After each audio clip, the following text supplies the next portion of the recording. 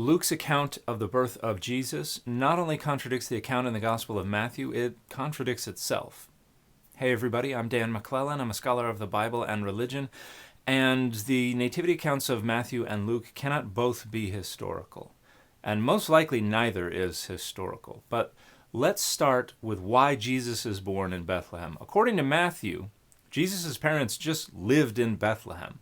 They leave in order to escape Herod's persecution, and they want to return to Bethlehem, but they find out that Archelaus is ruling in Judea, and so they go north, and the text says they settle in a town in Galilee called Nazareth.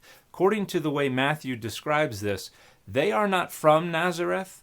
They have never lived in Nazareth. They are going out of their way to avoid Judea, and they end up settling in Nazareth. This conflicts with the account in the Gospel of Luke, which has them living in Nazareth and only temporarily traveling down to Bethlehem to register for the census. Now, about 40 days after Jesus' birth, they bring Jesus to the temple in Jerusalem. And then the text says that after they do everything that is required of them according to the law pertaining to Jesus as a 40-day-old child, they return to their own home in Nazareth.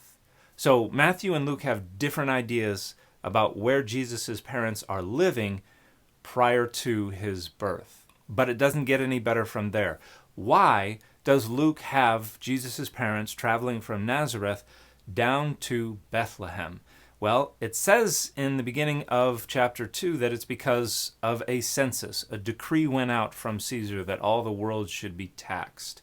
And this is a problem in and of itself. There's no record of any such decree. But according to Luke chapter 2, they have to go to their ancestral hometown.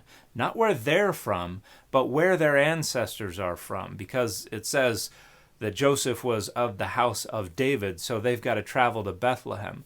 Now, there are a couple problems with this. Not only is that not known from any ancient census. In fact, that would entirely obliterate the point of a census, because you are trying to find out where people are living and where they're working. You don't have them go to their ancestral hometown. That is profoundly illogical, and it is also going to nuke the economy for weeks.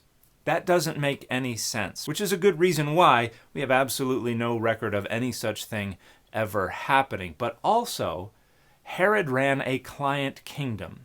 Herod's kingdom was separate from Rome. It was subordinated to Rome, but it was a separate kingdom from Rome. Herod was allowed to do what he pleased as long as he was paying Rome adequate taxes. There is no account of Rome ever conducting their own census within a client kingdom. Herod would have conducted his own censuses.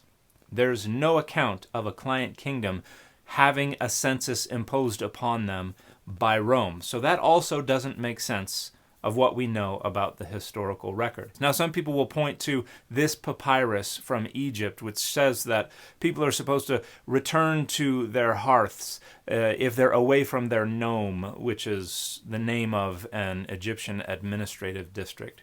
And some people interpret this as an indication that people were required to return to their ancestral hometowns. And that's just not at all what the papyrus says. This is talking about people who are away from home for work, saying, hey, return to your home administrative district so we can count you where you live. So this has absolutely nothing to do with validating the claim that we find in the Gospel of Luke, that people had to return to their ancestral hometowns.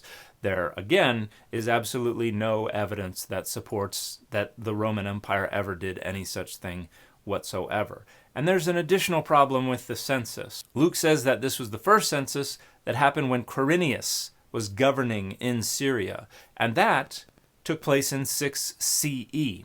See, because of Archelaus' raging incompetence, Rome deposed him and took over direct rule of his territory in Judea, and they had the person governing in Syria conduct a census so they could know who all lived in this brand new territory that they were now directly governing. And so 6 CE is 10 years after the death of Herod the Great. And this is where Luke is contradicting itself, because Luke says that John the Baptist was at least conceived during the days of Herod, and Jesus would have been born just a few months after the birth of John the Baptist. So Luke is placing Jesus' birth, if not during the reign of Herod, within about 6 to 9 months of the death of Herod.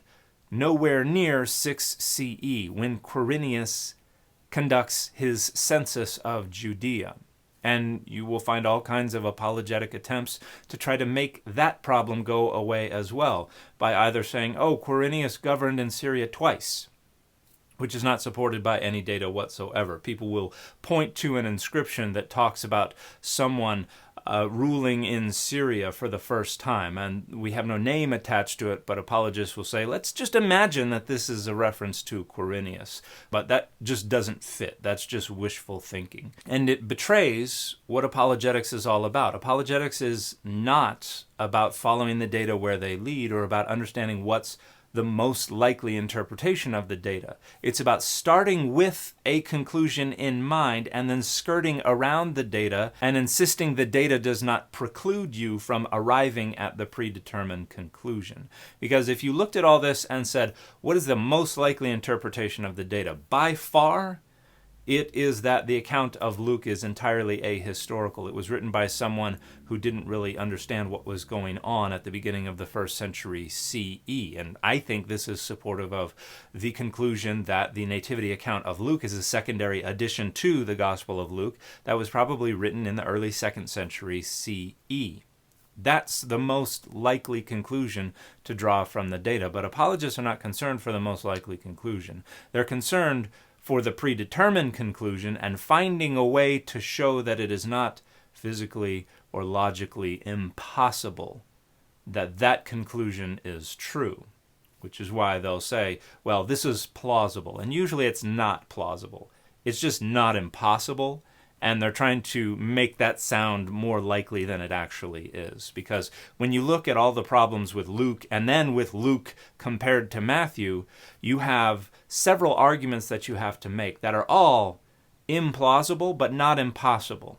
And all of them have to be true. And the likelihood of all of them being true is less than the likelihood of any one of them being true on their own, which is, again, not yet plausible, but just not impossible.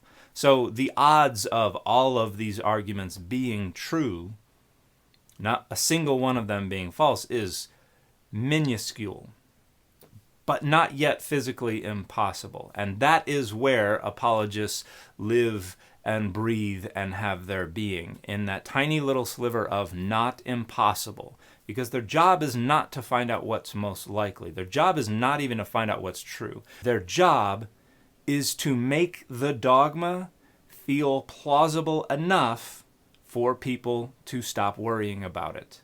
It is to perform confidence and conviction and competence to an audience that already agrees and just wants to feel justified in that agreement. And the more confidence and competence and conviction they can put on display, the more effective that is at making someone else feel better about believing the dogma.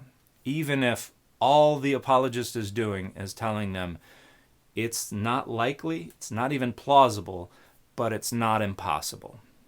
That's what an apologist's primary job is. And when you look at the arguments about the historicity and the harmonization of Luke and Matthew, you will see how hard they have to work to try to demonstrate that it's just not impossible, because they're definitely not making a case for what is most likely. What is most likely is that the nativity account of Luke is a historical fiction that was composed probably in the early 2nd century CE.